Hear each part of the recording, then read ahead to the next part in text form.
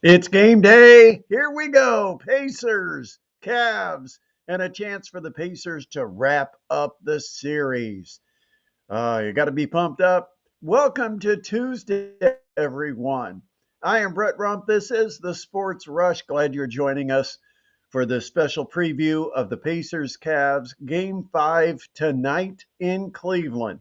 Pacers lead the series 3-1 after a huge 129-109 win in Game 4. And for tonight, a lot of the question is going to be about Donovan Mitchell.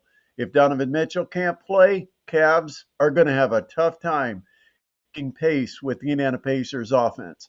Now, I think when I look at the Pacers and what they accomplished in that game where they had an 80-point first half against the Cavs on Sunday evening in Game 4, what was the key to it? You could say hot shooting because, yeah, they shot 60% from the field.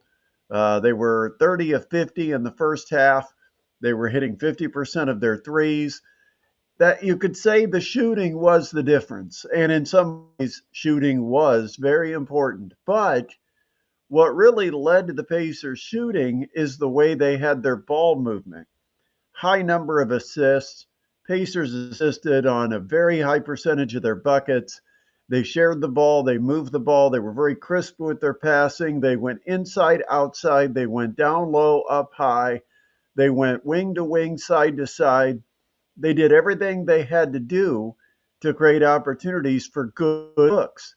And when this team gets good looks, they're going to score a ton of points. And so I I expect the same thing. I mean one thing is efficiency, effectiveness, and fundamentals travel. Now it doesn't always mean you shoot the ball well. It just means you're efficient offensively, you don't turn it over, you move the ball to find the right shooter in the right location, and sometimes you'll miss. You're doing that consistently, you're going to have a chance to stay in this game. And if the Pacers stay in this game, it puts more and more pressure on the Cavaliers. And if the Cavaliers don't have Donovan Mitchell, don't have a guy they can just give the ball to and say, go get us a bucket. And in the NBA, you got to have that guy. Pacers have trusted Tyrese Halliburton a couple of times, and he's delivered with game winning buckets because they said, Tyrese, get us a score. We need to win this game. And on a final possession, Tyrese Halliburton delivered. That's what it's about. So the Pacers need to continue with that ball movement. The other thing is they've got to continue to rebound. Cleveland is going to be even more aggressive here in game 5 than they were even in game 3 or 4. This one, this one again, backs to the wall. Cleveland is going to fight. They've got pride. They had 60 some wins this season. What was it? 64 wins. They got that this year because they don't like losing. They're a good basketball team. And so the Pacers are going to have a tough time putting them away. Pacers are capable of doing it because right now, 1 through 9, 1 through 10, the Pacers are a better basketball team. Coach Atkinson doesn't trust his second unit. He wants to play maybe 6 or 7 deep, not much more than that. Well, Carlisle will rotate 9, maybe even 10 players out there, depending on guys like Ben Shepherd and Jarris Walker. So we'll see what happens in game 5 tonight. Tyrese Halliburton needs to have a big game. He hasn't had a great game offensively.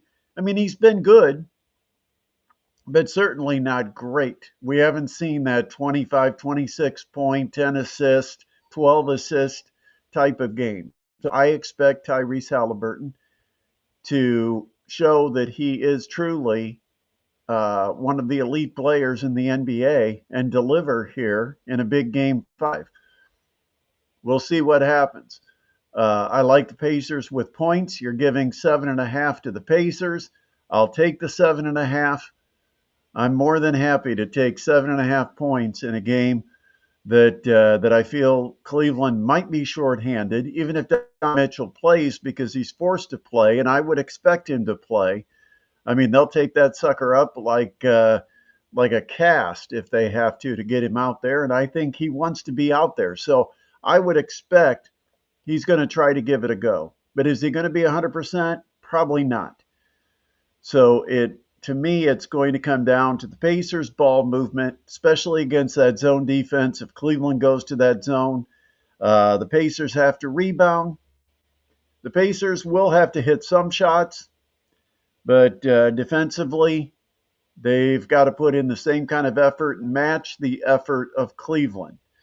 Cleveland is going to give it everything they've got. Their season is on the line.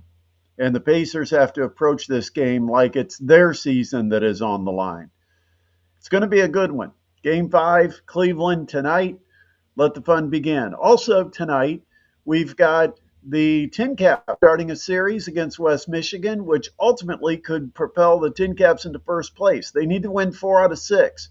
And it's hard to get to 4 out of 6 if you don't win the first game of the series. And so tonight, Ian Koenig will be on the mound to open up the series for the TinCaps as they come off that big 10-3 win, wrapping up the series at South Bend with Braden Carpathios hitting a couple of home runs, including a grand slam. All right, we got to go. Got a busy day ahead. I'll catch you out at the ballpark. Hope to see you out there. Have a great Tuesday.